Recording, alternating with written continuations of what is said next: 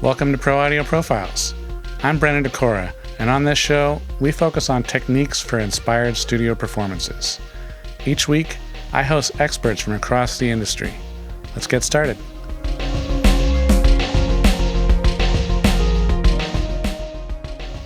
On today's show, we have Ramon Kerstens and Richard Veenstra, known as KV. They are composers, sound designers, and producers with sound design credits on Native Instruments' Ashlight, Easy Drummer and Easy Keys expansion Dark Industrial, Soniccouture's Twins and Seasons expansion, and composers for the film Ona Volta, among many more, of course. Enjoy. First and foremost, thank you guys so much for being here on the show. I really appreciate it. Thank you for having us. Awesome. I'd like to start, if you guys could kind of go over your backstory, kind of how you got to where you are, maybe one at a time even, since there's two of you, how you guys met, what led you guys to work together, that kind of thing. Ramon, if you want to start. You want to start, Richard? Yeah, I can start. Okay. I think we met during, we were working for the same agency at the time, where we still work with this agency. It's called The Solos, and doing trailer sound design and trailer music, and we both worked there as freelance sound designers, and that's how we met, and we got to know each other, and we had a click, like musically, but also personally. I think we met was during COVID. During COVID, right? Yeah, it was during the COVID age. We found out we had a similar taste and aesthetics for like dark, grimy music. And we didn't meet for like a year. So the first meetings were all on Zoom, and after we got to know each other in real life, we're like, nice. oh, okay, this could work out. And with the basic concept of music we like. I have a different background as Ramon. Ramon can tell something about this later, but I have a background in like experimental electronic music. Basically, that's what I like. Very hardcore electronic music. That's my game. But I'm also interested in other music styles, like cinematic stuff and other, mostly dark or melancholic music. So this is Ramon, maybe you can tell something about your background a little bit. Yeah. I come from a completely different direction, so there's a weird intersect between our our flavors. But I started making music when I was like 15, and I started playing guitar and fell into like the heavy metal and hardcore scene in Amsterdam, where I'm from. And I wanted to play in Guns N' Roses, but they already had two guitar players, so that wasn't going to work. So I had to find something else to do, and I figured I wanted to do at least work in the creative industry professionally, and preferably with sound and music. So over a very long, winding path, playing in a lot of bands and playing shows all over the world, etc., I kind of fell into doing sound design, because I did a little bit of front of house, and I figured this is too technical and do something creative. In my late 20s, I fell into sound design and composition for media. And then I started working as a sound designer in the video games industry for a very long time. I think like 12 years or something. Wow. And when I rolled out of that, sort of when I started my own business, I was like, I don't want to work for someone else. I want to do my own thing. It's also around the time when I started thinking about maybe having more of a 360 model approach to my creative endeavors, not just sound design, but also, production music and trailer sound design and all of these things. I quit the bands that I was in, so I had boatloads of time all of a sudden, and money available. And that was roughly around the time I met Richard, a couple of years after that, actually. But we found that we had sort of similar paths, and that we did all these different kinds of things, music for ads. We did, or we're still doing content design for virtual instrument developers. And when we crossed our paths, we were like, hey, like two people can do more work than one. Let's try to professionalize this thing that we're doing and hitch our wagons together. And we've been working together ever since. Nice. A lot of the topics I like to talk about on the podcast is kind of how to inspire artists in the studio, but obviously you guys do most of the work yourself. But it's interesting because you work together, but yet you don't live in the same city. So how do you guys approach, or country even, how do you guys approach working together remotely like that? I guess we had to find out like how this works, because like I moved around a lot. I lived in Germany for a while. I'm originally from the Netherlands. So I was already used of working together remotely with people, but like working together, it's always a different process. So like we actually had our issues. Like, okay, well, we want to make music together, but how do we do this if we're not like in the same physical space? But because I think like the whole COVID situation that kind of like made sure that we thought like this is possible, and we just tried some things out, like working on different sessions in Dropbox with music, or like figuring out like what worked for us. And I mean, we're on different operating systems. We're in different countries, so everything is different. We're in different DAWs even. Yeah, so. so oh, really? Yeah. So No, it's been fun. there's no synchronization or whatsoever. But I mean, for the work for virtual instruments, it's not a big issue. But mostly we just divide the workload. But if we work on music, we just render out our stems and we work on each other's music. I think that's actually, it's been a bit of a benefit, because I was thinking about this today, because I knew this question was going to come up, in how we experienced this. And when we first started working together, this was a very daunting thing, right? Because we were like, okay, which one of us is going to switch to another DAW? Right. It's not going to be me. Yeah. So I work in Reaper, and Richard works in Logic, so even the sessions aren't even like OMF compatible. So we were like, okay, so what are we going to do? And I thought at a certain point we were just like, okay, we had work coming in and we needed to make a decision. So we just started working. And as we went, we kind of found out that this restriction where you commit to audio and then send it over to the other person, it actually kind of is also creatively inspiring, because you're committing to permanence.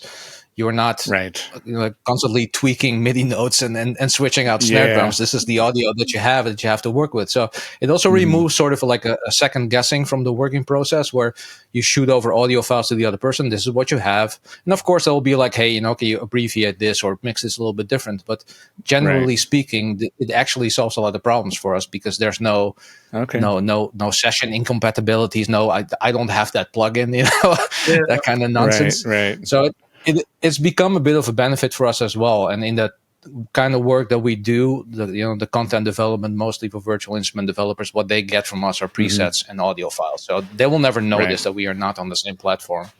But typically, we kind of became used to it in a way.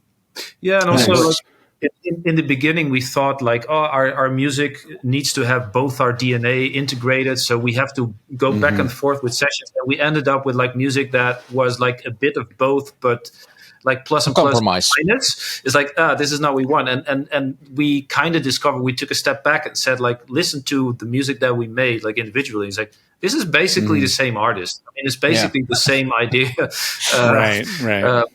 Written by two different persons. It's just it just misses some flavors. So and then we thought like, hey, this is actually not an issue. So for example, I like working with beats, like experimental rhythms. So if Ramon needs something with like a non-standard beat, like, make something non-standard and I'll render it out, and he uses it in his project. And otherwise, Ramon is very good at like very detailed sound design stuff, and when I need that, I ask him for it. So I think but it took some time to find that out. I guess it kind of forced us also to recognize what the other person is good at, rather than taking their stuff and tweaking it yourself. Exactly. Like this is like, okay, you're much better at this than I am. Maybe one day I'll be on the same level, but you do this, and then I'll do that. And here too, it kind of removes sort of like the second guessing from the process. It's just like, okay, this is what it is. So now we move forward. So it's in that way, it's been a benefit as well. Yeah, awesome. Now, obviously, both of you are sort of engineers in your own right. You produce all your own stuff. You create all your own sounds, everything. How do you kind of stay inspired when you're trying to work on your own projects, but yet having to think about the technical side as well? Like, there's two different sides of the brain. So how do you guys manage that? This is my favorite subject. Well, go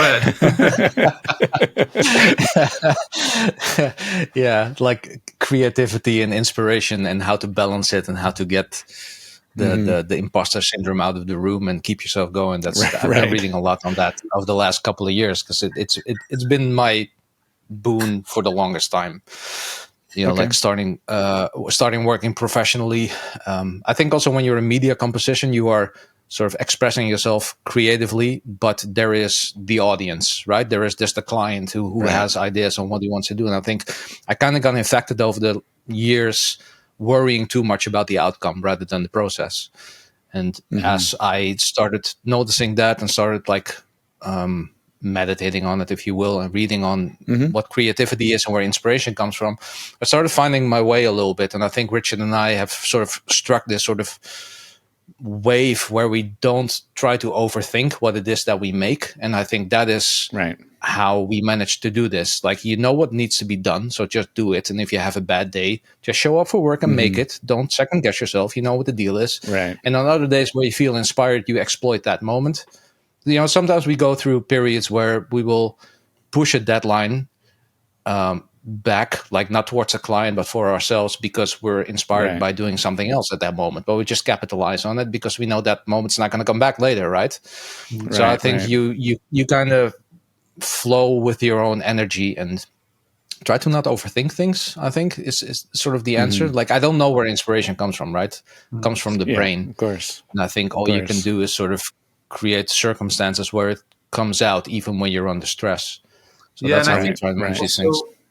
Also, what helped with us, we also have a production music, like a boutique label, together with another guy from Germany, actually. So we're in 3 different countries, called Feature Music.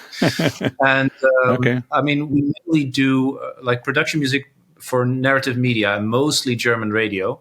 And like working on this, it really helps me to think this needs to be a product, like a song of 2 minutes.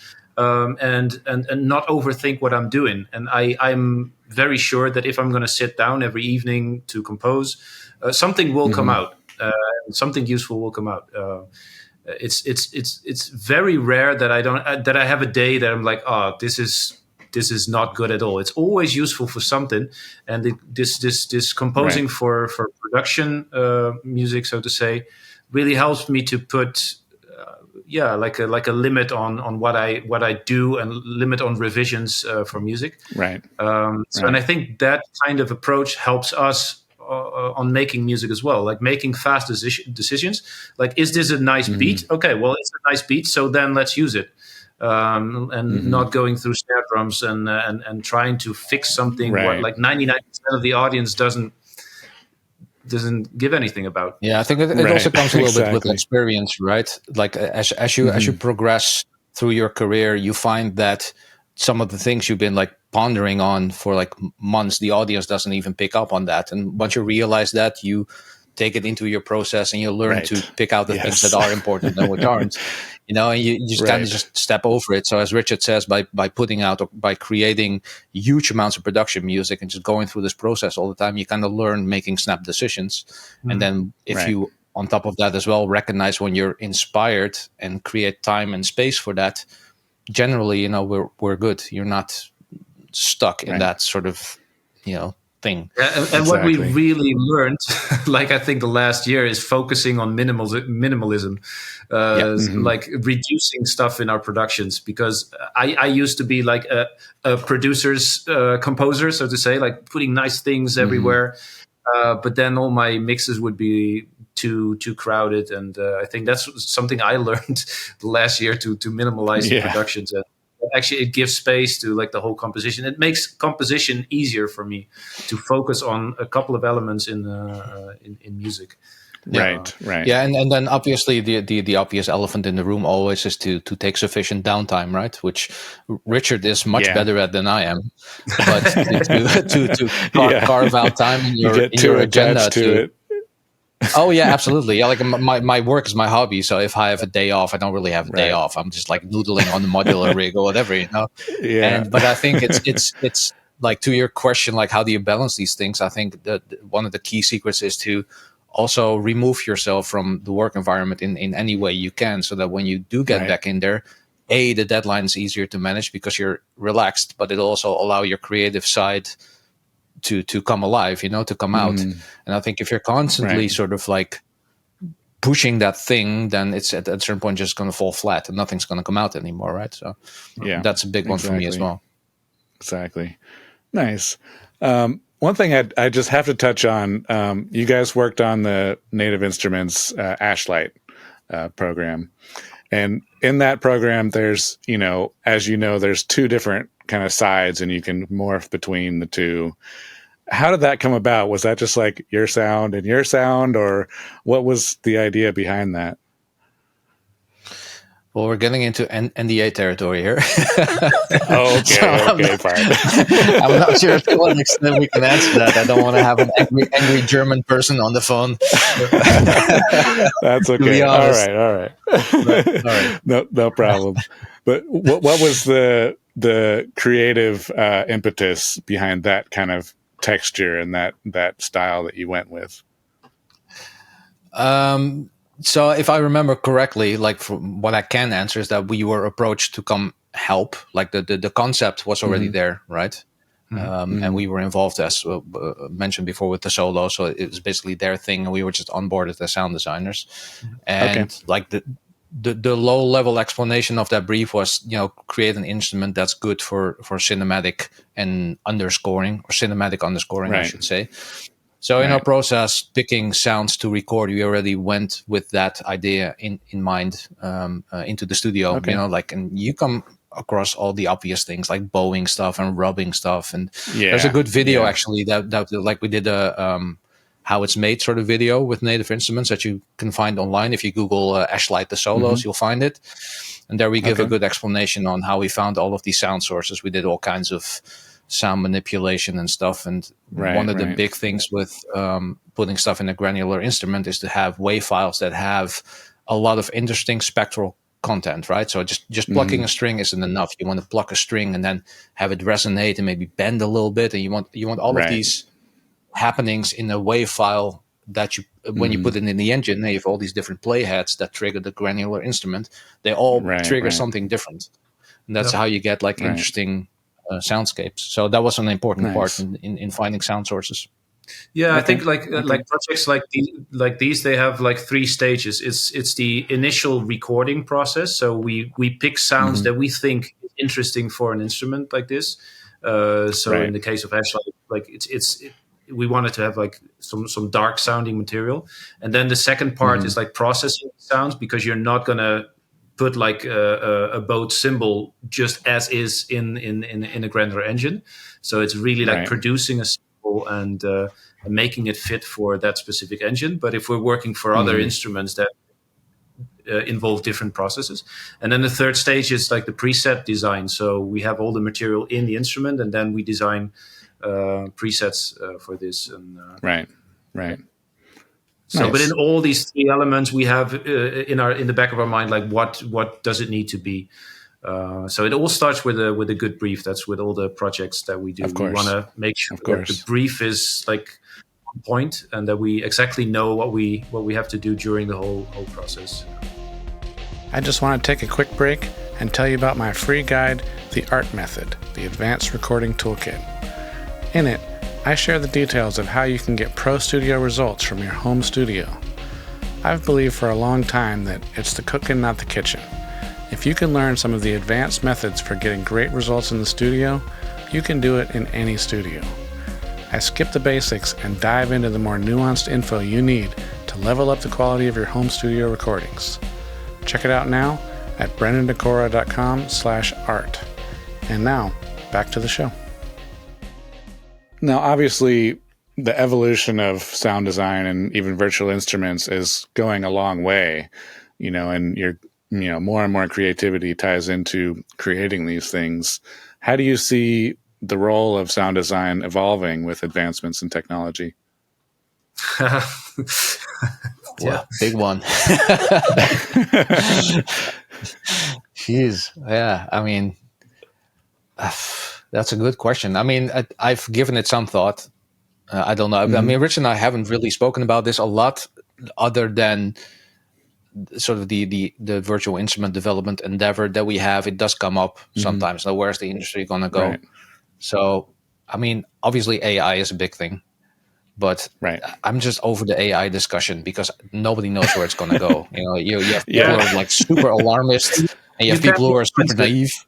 What's Yeah, that? you cannot influence it. I mean, it's No. there and Right. it will develop. Right. So I mean, you can be scared of it or you can go along with it, but it doesn't matter because it will be there. Yeah, So we'll have to. I think if you look at like how these technologies typically impact creative endeavors, and I'm not saying it will be the same this time because I think AI is anything unlike anything we've ever seen before. But I'm dating myself, but I'm old enough to remember when the drum computers were a thing. I know. Yeah. Or when they came about, and I know friends who were like, "Oh shit, I'm out of work," Yeah. So, but they weren't. And the same Right. with like contact sampling. Arguably, if you are a master violinist, the sample libraries actually give you more work because now you're being hired to Right. record all of these samples. And I Yeah. sort of suspect or hope maybe rather that AI will sort of become the same thing. We live in the age of curation with DJs and all that stuff, and I sense it'll be a Right. similar thing where large chunks of the work process will be removed, but you will still be the person with the taste who has to decide whether something works or not. And don't forget that AI models are trained on human data, right? So if a human hasn't created it first, it will not be. Exactly. It will not I be was just performed going by to an say AI. that. Yeah. Exactly. So I mean, I'm not worried about it. I don't think Richard is either. And as to what it means for sound design, yeah, I mean, it's the same thing. Your taste defines your direction, I and mean, if AI, I sorry, think go on. if we talked about this, of course, a little bit over the last years, like what is going to happen. But I think if you are like making generic music and generic sound design, then it could be a problem because AI is going to be able to do that. But I think it's more and more important that you focus on uniqueness and to have your own voice and your own style. Yeah. And I think that is very difficult for AI because what Ramon said, it always focuses on something that has already been made. Maybe AI can predict what is coming in a couple of years, but yeah, we'll see how that goes. But at the moment, I think we're only using it to our advantage. I mean, we're using ChatGPT, we're using other tools like AI tools to help us do what we want. And Of course. yeah.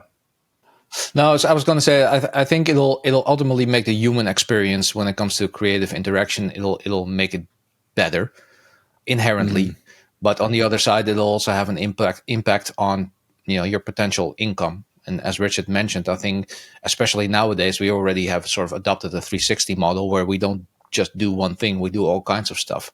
And I think AI is going to like accelerate that for a lot of people. You cannot just do one thing anymore. So nobody knows. Yeah, exactly. It's interesting because like Richard was saying, if you make stuff that's generic, you may not be successful anymore. But in essence, I almost feel like that's kind of a blessing because it pushes people to actually be unique and create new things instead of all the people that are just trying to latch on to other things and try and create the same stuff. So I definitely think it'll be a good thing.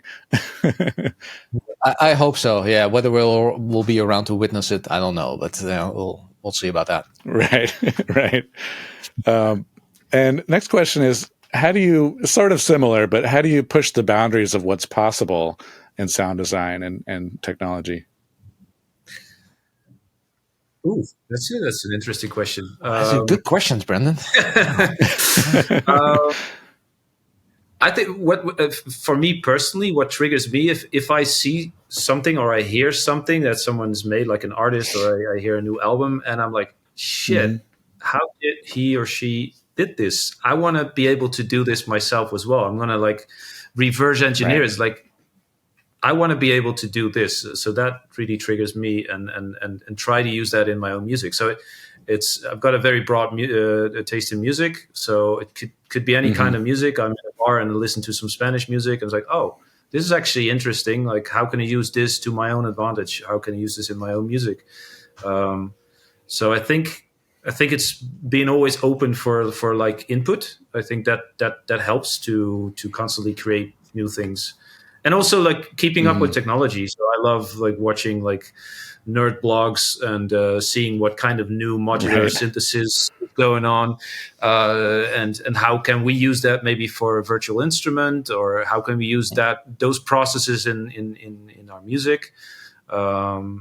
So yeah, I think that's... Yeah, I think we're both super interested in both art and technology. So we're always kind of on top on whatever's pushing the envelope, and whether that's about like musical styles. You know, we have a pretty eclectic taste. If I hear something that I don't like, but other people like it, then I'll make it a point to understand it, because there must be something there. You know, whether it's black metal or cumbia music or whatever it is. I just I want to understand. So I'll decompose it and listen to it, as Richard just mentioned. And I think for technology, I think like the stuff that we do for virtual instrument developers, we are somewhat looped in on what they're all working on. And the general consensus right now, if you sort of ignore the AI discussion for a bit, seems to be about not so much about, like 10 years ago, virtual instrument development was very much about what sound can I make with this, right? What's the highest quality of string quartet that I can record, or like how can I make this really weird warp loops and everything. But over the last couple of years, you've seen that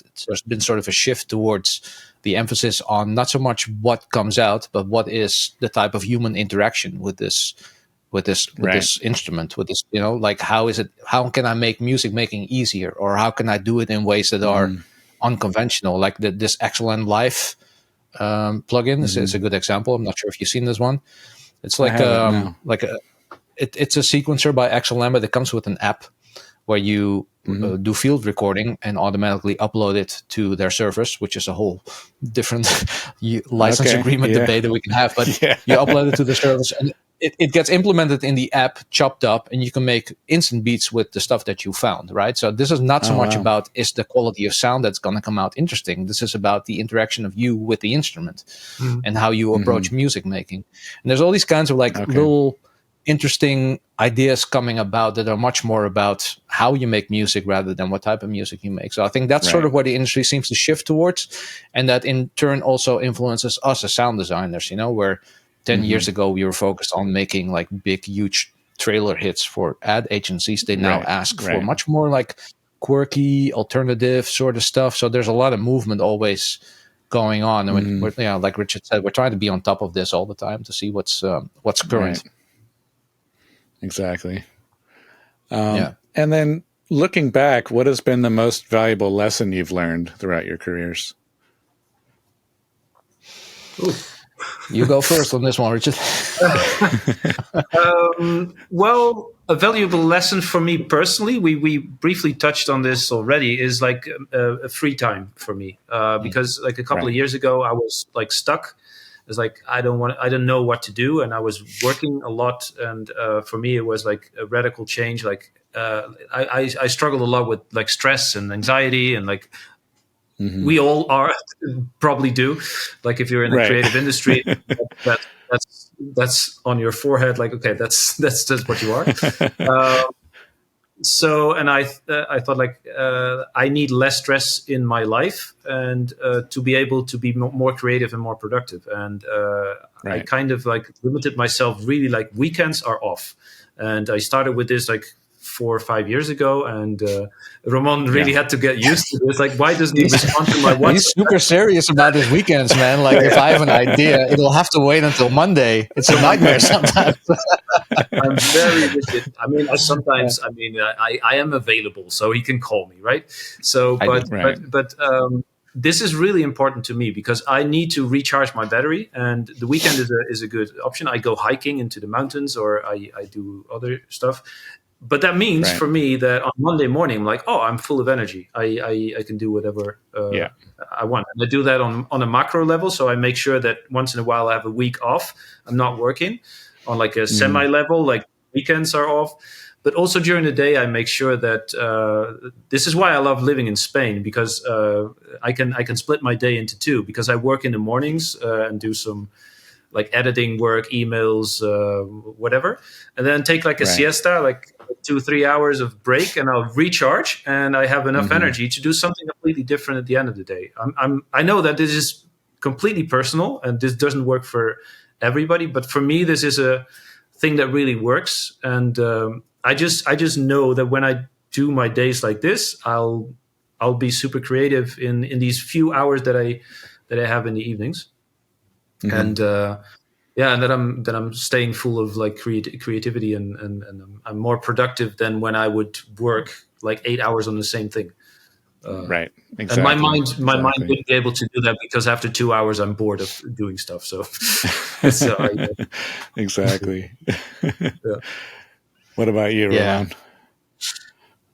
I mean, definitely what Richard says, but I, for me, if I zoom out a little bit and I have to emphasize the thing that really sticks out as the most important, which sort of is derived from what Richard says, but is to, quote unquote, just show up and do the work. You know, like right. Even if you like, don't so much overthink, is this a good idea, or am I going to make this deadline? Or none of that's important. Like I've learned to prioritize deep work. So basically block my agenda for 4 hours, and that's where I do the main task of the day. And that means putting my phone in another room, switching off the browser, making sure that the main task of the day is done.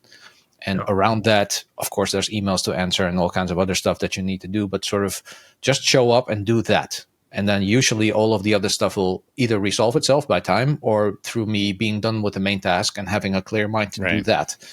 So in a sort of like a similar way as Richard mentioned, to be very regimented about what I do when, including relaxation, right? But especially when it comes to the work, is to kind of have an oversight and pick out the most important thing for the day and do that. Because, we've been through, over the last couple of years, we've been through super high stress situations with multiple clients waiting for something on the same day. And you always manage to do it, but your experience towards that really depends on your attitude, right? And my attitude is this is important, and the rest will come later. I know that I can work 12 hours, 16 hours a day if I have to. I'd rather not, but right now I can only do one thing, and which thing is that, right? So I would say that, like picking out the most important thing. Yeah, and we also live in a society that everybody just kind of expects you to like reply within 5 minutes, but then it's like nothing really is so important that you need a reply in 5 minutes. So if you reply, like what Ramon said, like sometimes it will resolve itself, like after a couple of hours, like a client found the files he was looking for. So, okay, well then see, I knew I said. And exactly. It doesn't. And I'll respond tomorrow. Like within 24 hours, I'll respond. And our clients know that we don't take weeks to respond, hopefully. But yeah, I mean, it is important to have some focus hours, I think, because otherwise we have some days, and we're both getting frustrated about this. We'll just send each other a message like, "Oh, damn it, this I can't work like this because like there's too many things." Like there will be those days, and of course, there will be days. And I think it's also important, and I think we're both very good at this, like saying if a day like this occurs, we're like, okay, tomorrow we'll try again. I mean, this is just one of these days. Can't always be gold. I think it's also inherent with like all the different things that we do, running a production music library and writing for ad agencies and developing content for virtual instrument developers. There's a lot of lines that like intersect all the time, and you go through these phases where a lot of things need to be resolved. Like right now we're stuck with a thing with the bank, and they're like, because we're in 2 different countries, and it just keeps nagging on your mind, but you have to do it. And so this is just one of those weeks that's going to be messy, and then we know that next week is going to be a little bit more clear. So on a macro level, it's also just kind of like a ship on the ocean. It's kind of roll with the waves and see where it goes, and don't freak out too much. I guess that's experience as well, I think. Yeah, for sure. And when it comes to technology, is there any recent advancements that significantly changed how you guys operate? I mean, recent, no. But for me, it's really the modular synth movement that has changed a lot of my approach, and I think for Ramon as well. But yeah, I totally agree. I mean, it's not. So you're going backwards. Call it recent, but in a way. 50s or so. But like this huge spike in like small companies making interesting modules and I think that's where the interesting stuff comes from. And I don't know. I mean, I love Superbooth. It's a convention in Berlin every year. It's basically a bunch of nerds in one room. And it's all about that's every industry convention. I was going to say exactly that. Yeah. But as soon as Superbooth is over, I'm like, next year we're going to go again. And it's like, it's like 3 days. It's sort of like a music festival, trade show, whatever you want to call it. But the fun thing is, it's not like NAMM, not like that. There's marketing people from companies walking around. It's directly the people who make these modules, and you can just have a chat with someone who made one of these modules and ask them like, okay, well, how did you come about this idea? And you have interesting talks just with a beer, and you have some modular noise concert in the background. So for me, that is really, and there's some really interesting ideas. I have this a sequencer from Muffin's Eve Modular, it's an American company, and it's just I had a chat with the guy who made this, and he said like, I don't understand it fully, so maybe I'm quoting this wrong, but he said like normal sequencers, they are like binary, and sometimes they have to be. I mean, it chooses if it goes to 0 or 1, and like a normal sequencer would like even that out or something. And he removed that because he liked the glitchiness, and it makes that this sequencer is not always in time. It makes some glitchy stuff, and it's like, but that's what I like. So I probably got this totally wrong, but I love that concept, and these are like the kinds of talks that I like with these.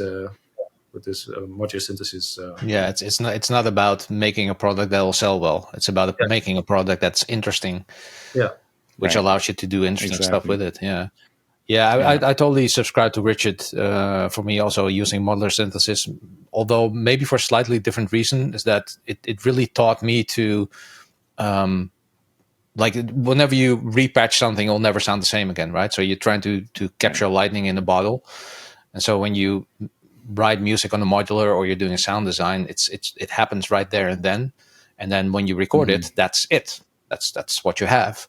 And it kind of taught me to have a more direct approach to music making, like we talked about earlier, where you commit to audio much quicker, and so you're also able to finish things quicker. And it kind of helped me finishing tracks as well. You know, I like every musician, I have terabytes of unfinished songs, but over the last couple of years, through this interaction with modular and kind of changing my approach, I've managed to really finish a lot of music because it's already committed to audio, and this is what it is. So why not just work with it instead of leaving everything in MIDI? And so that had sort of like an infectious result in my brain, where I started thinking differently about making music and making sound design, and just allows me to work much quicker. And obviously you get to weird places faster in modular that's outside of your usual list of plugins and your usual presets and your usual mouse clicks. It's now like a physical interaction with a device that's always going to answer your question differently, which is super exciting to me, and it still is to this day. Yeah, and it's also like the stuff that Soma is making, like the Pulsar and the Lyra. I love that stuff. I'm not using it every day, but every month I'll get one of these instruments out, and I'll jam with it, and I'll just record it. And every time there's something interesting happening, most of the time I don't know what is happening. You can't reproduce anything, but it gives you like a fresh start on something. Actually, I was trying to free up every Friday afternoon to just noodle with stuff. It hasn't happened yet, but I hope the rest of the year it will, because I think I need that. Just like every week, one afternoon, just like taking an instrument, because I've got a lot of instruments in drawers here, and just take them out and just like play around with it, and then record it, and then see if I can make something with it. Yeah, definitely. Nice. Is there any, and I know you probably can't talk about a lot of it, but is there any current or recent projects that you want to share? Anything that's come out recently, let's say? Yeah, I think one of the the biggest products that we worked on last year is Dark Industrial. It's actually 2 instruments that we made together with Toontracks, and we have a pretty good relationship with Toontracks. I mean, they're awesome guys. They're in Sweden, and so it's basically 2 instruments. One is a drum instrument made for easy drummer or superior drummer, and one is for easy keys. So it's a key instrument, but they both have the same vision. It's like dark industrial music. Right. So in our mind, we had a little bit, basically a mixture of our personalities. Like it should be useful for people who work in more like rock, metal, industrial music styles, and for electronic producers. So basically, we pitched an idea like, hey, this is who we are, and this is what we like. Can we make this into instruments? And they were very supportive of this, and they liked the idea. So I think I can speak for both of us. They were very proud of what we made there, and it's really fun working with them. And nice. One of the, they're a good bunch of folks, and I think like what I really like about Toontracks is that they are quite eclectic in how they approach their expansions for their instruments, right? We've pitched some really wild ideas that are still on the shelf there somewhere, so you cannot go too crazy. It still needs to have an audience. But they were, from the get-go for this idea, they were pretty much like, oh yeah, that makes sense actually. This is cool. And we worked with one of the guys at Toontracks. Shout out to Matthias, who has a really great studio in Spain, and we recorded a bunch of stuff for that instrument. But there wasn't any sort of restriction on do that or don't do that. It was just like, you guys have a good idea and just go with it, and we'll trust you, right? So that was a lot of fun. That was that studio is amazing because it's literally has everything that you want. It has like acoustic drums. It has like a lot of acoustic instruments, like a weird cello kind of thing. So we recorded a lot of different sound sources, a lot of different synthesizers, and blended them into different sounds. So every sound that you'll hear in this instrument is a mixture of like some acoustic material and some electronic material. So it's I think we even sampled a Hammond organ or oh god, we sampled so much. Yeah. Right. I mean, like there's so much stuff in there, and like that there's still gigabytes of audio that didn't make it into the instrument. But and also noises, like we blended a lot of different layers, and it's really really fun. A lot of modular stuff is in there as well, and like I think sort of the intersection in that instruments that we wanted to have something that's very useful for electronic based music, like industrial music or just modern electronic music, but with a very strong organic presence in it, which is sort of reflects the kind of music that we make, right? We want things to be alive and breathe, but they should feel otherworldly as well. So we did a lot of like processing of normal hits and then layered them with Foley stuff and all that kind of stuff. So I do really think that thing is awesome, if I may say so myself. We used it in our own music as well. Yeah. And we also watched some videos of our favorite artists like Snakes of Russia, Lorne, see how if we could like extract like how are they making music and kind of see if those processes would fit like the Don't forget Nine Inch Nails. That was a big one. Nine Inch Nails, yes. Like internally, we called it the Trent Reznor machine. The Trent Reznor machine. Yes. Awesome. If you're into Nine Inch Nails, absolutely give it a shot. Yeah. Nice. Awesome. Well, I like to wrap up each podcast with the same set of questions. The first one is, who is your most influential teacher?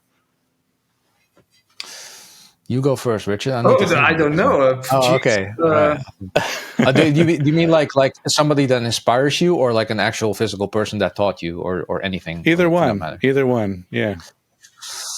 Oh, that's a double. Yeah, I mean, we just talked about Trent Reznor. I mean, the Trent Reznor for me always comes up as sort of like I don't want to say like a measuring stone because that sounds weird, but like weirdly enough, his career path.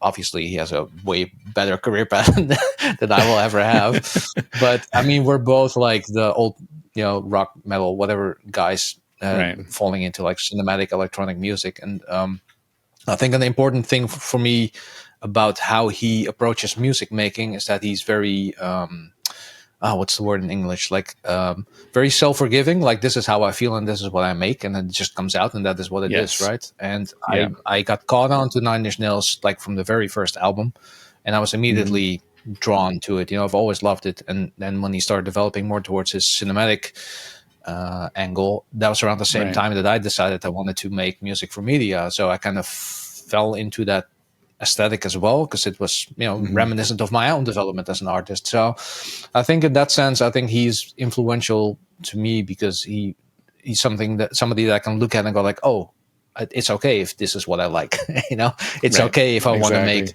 like you mixed Ghost 6, right, which is I think a very almost ethereal album, like very soundscapey and and that's very uncommon music for a lot of people, but this is like one of the biggest film composers / rock artists ever doing it, because that's what he likes and that's how he feels. And I think that's I try to take some of that in my own work or in our work. Like, what do I like? Does it have a market? Doesn't matter. It's what I enjoy. So that was a big lesson for me to learn. Not so worry so much about the audience, because there's bigger people than me not worrying about it as well. So in that sense, I would say Trent Reznor. Yeah. Nice. Yeah, I think like my two biggest influences are it's one is Björk, like the Icelandic singer, and the other one is Radiohead as a whole, as a collective, because they've been doing so many different things. And I think what they both do very well is they don't think about genre too much. They are like they move in specific ways. And for example, I saw Björk now, I think 5 times live in different settings, and every concert is completely different. I saw her in London in the Royal Albert Hall, and it was a almost acoustic show with only a string, 10 strings. I saw like a greatest hits show in Berlin once. I saw her here in Madrid a couple of months ago. It was from her last album with a lot of flutes. It was completely different. Every concert I was like, I'm amazed. Like, how can you be so inspiring after all these years? Like every time something comes out, it's like, I might not like it, but it is super creative and it's super new. So and again, just following her own path, and also like, I think she doesn't think in like music genres. Okay, this needs to fit in here. This needs to fit in there. She just works with it. She likes it. I find that by Radiohead as well. I mean, I love Radiohead as well. Who's vacuuming me? Sorry, the gardeners just showed up outside.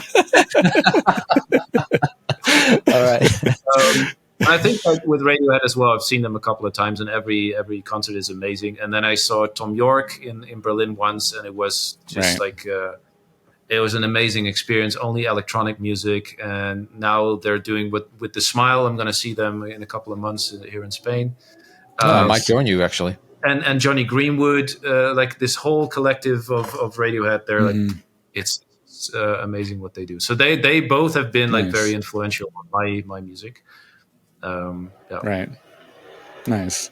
Well, the next question I feel like it kind of ties into that. I mean, the question is like, what is your favorite reference track if you're, going to a new studio to learn the room? But in your cases, it's kind of what would you put on to be inspired? And I feel like you both just kind of answered that question already. So if you want to say anything else, but we can skip it if you want. Well, it depends on the circumstance, right? If I go to a studio for to mix, like that, I will not mix in this room because it's not been acoustically treated. But like a couple of reference points that I will use just to sort of tune my ears to that room, but they're all over the place. Like one would be Fleetwood Mac's Rumors, which is just a measuring stone for me in terms of like how what a rock mix should sound like.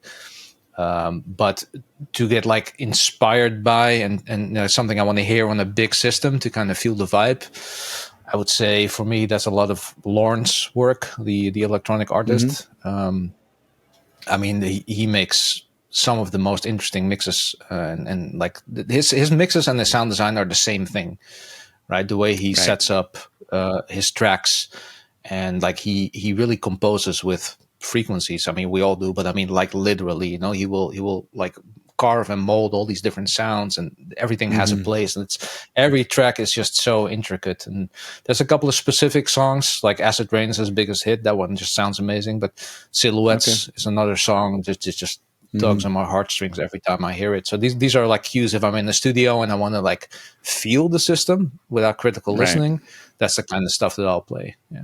I'll just put an Autiker if I want to hear a system well, and I want to be like this. Then it's going to be Autiker. I don't know if you're familiar with them, Brendan, but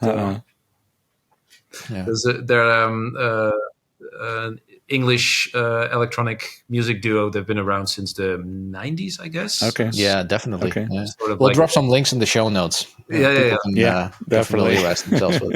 Cool. Awesome. Last question is, what would be one tidbit you have for an upcoming producer or sound designer or whatever, you know? Right. Good one. A tidbit. Well, it kind of depends on what it is that you want to do. You know, if you want to be an artist just to make your own music, the advice will be different than if you would make music for media. You need clients, basically. But, I mean, I think most of it just comes down to, like we mentioned earlier, just showing up. You know, like stop second guessing so much. It seems to be a theme in this conversation, but it really is important to, if you have a creative endeavor, allow what it is that you want to make to come out. And I have this quote on my desktop from Ira Glass that it's a very famous quote, but it basically comes down to, like, when you first start out, then what you make will not sound like the stuff that you want it to be, right? Because there's this gap between your work and between the thing that you're aiming it to be. But the only way to fill that gap is to do the work. That's the only way to get better, unfortunately. And you're gonna feel bummed out, and you're gonna feel that it's not worth it, or that people don't like it, or whatever. But what defines you as an artist is not the quality of your work, but your taste. It's like what you like. So you know what you need to do. You know the thing that you admire. You recognize it as good. So if that's your measuring stone, all you need to do, quote unquote, is just show up for work and do the work. You know, so that would be my advice, to kind of get the imposter syndrome out the room and just get to it, just make things and finish them. Yeah, and on a practical level, I think to add on to this is go out there and talk to people and build a network. But also be professional about what you do, because there's a lot of talented people in bedrooms making super awesome music, but you have to get out there and show this music to people if you want to be successful in what you do.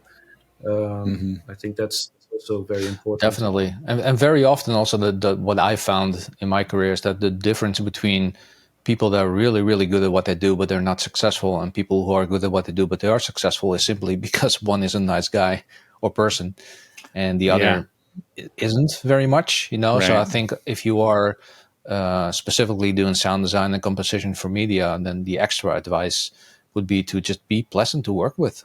You know, just make your deadlines and be fun, and because people give you money and spend time with you, just be cool. Because we don't want to work with people who are not fun to work with. No, of course. Of course. Being an asshole, then it's like, nah, we're not. Yeah, exactly. I would argue even that it's more important than the actual quality of your work. You know, I mean, like, obviously your work should be good, but most people's work is good. It's just like, do you want to work with the person who's fun to work with, or the person who's not? You know, so that's the bonus advice. No, definitely. Awesome. Well, thank you guys so much for being here. I really appreciate it. Cool. Thanks for having us. That was fun. Thanks for joining in today on Pro Audio Profiles. Make sure to hit subscribe, and I'll see you next week.